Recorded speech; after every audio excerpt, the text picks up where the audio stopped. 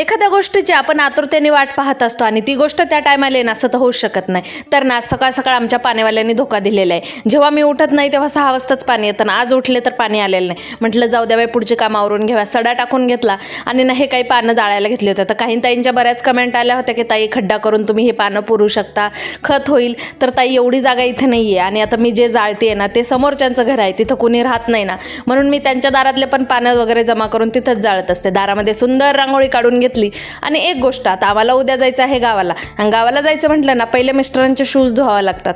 पांढरे आहेत ना, मग चकाचक दिसले पाहिजेत. म्हटलं चला आता माझ्या पण साड्या वगैरे काढून घेते, कोणत्या किती न्यायच्या आहेत. तर आता 5 दिवसासाठी जायचं आहे तर 6 साड्या तर न्याव्याच लागतील, बरोबर आहे की नाही. मग काय एवढ्याच साड्या आहेत माझ्याकडे, यातल्या 5 साड्या काढून घेतल्या. म्हटलं काय पॅक करून घेऊया. आता गावाकडं कसं रोज एक साडी नेसायला पाहिजे. आणि जायचं कशासाठी आहे तर आमच्या गावचा ना सप्ताह सुरू आहे, त्यासाठीच जायचं आहे. म्हणून सर्व काही साड्या वगैरे काढून घेतल्या होत्या. तोपर्यंतच मला आवाज आला, तो म्हणजे पाण्याचा. तर आमच्या पाण्यावाल्यांनी संध्याकाळी 5 वाजता पाणी सोडलं होतं. आता पाणी भरून घेते आणि पाण्याची प्रेमकथा तुम्हाला उद्या सांगते. बाय.